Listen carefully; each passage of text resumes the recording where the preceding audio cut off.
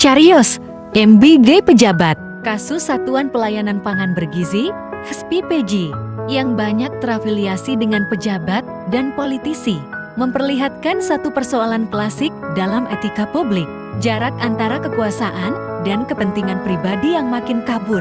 Wakil Kepala Badan Gizi Nasional, Nanik Esdeyang, merespons kritik ini dengan kalimat yang terdengar sederhana, bahkan logis. Pejabat dan siapapun adalah warga negara Indonesia, artinya pemerintah tidak membatasi latar belakang pihak yang ingin menjadi mitra penyedia dapur SPPG. Secara hukum, pernyataan ini benar, namun dalam etika kebajikan Aristoteles, persoalannya bukan soal hak, melainkan soal kepatutan moral.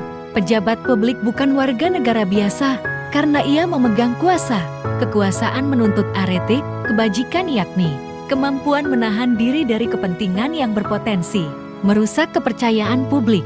Ketika pejabat ikut mengelola program yang dibiayai dan diawasi negara, konflik kepentingan muncul bukan karena melanggar aturan, tetapi karena hilangnya kebajikan publik. Namun, persoalan ini tidak berhenti pada etika individu. Thomas Hobbes mengingatkan kita bahwa manusia hidup dalam naluri perebutan sumber daya Homo homini lupus. Program makan bergizi gratis menciptakan sumber daya baru yang sangat menggoda, pasar yang dijamin negara, risiko kecil, dan aliran dana jangka panjang.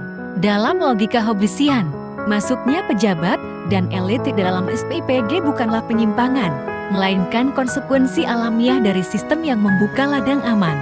Jika negara tidak memberi batas, maka yang memiliki kuasa dan akses pasti lebih dulu menguasainya. Masalahnya menjadi lebih serius ketika dilihat melalui John Rawls, keadilan.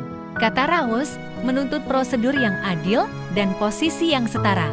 Kebijakan publik seharusnya dirancang seolah-olah kita tidak tahu akan berada di posisi siapa. Faktanya, pejabat dan politisi tidak berada di balik veil of ignorance. Mereka memiliki jaringan, informasi, dan pengaruh yang tidak dimiliki warga biasa. Maka, meskipun SPPG disebut terbuka untuk semua, ia tetap melahirkan ketidakadilan struktural. Akhirnya, kasus ini menunjukkan satu hal penting.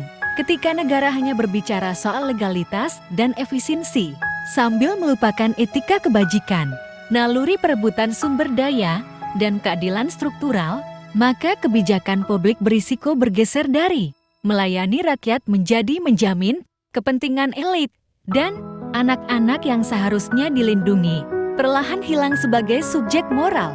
Tapi insya Allah panjenengan bejo tedayane.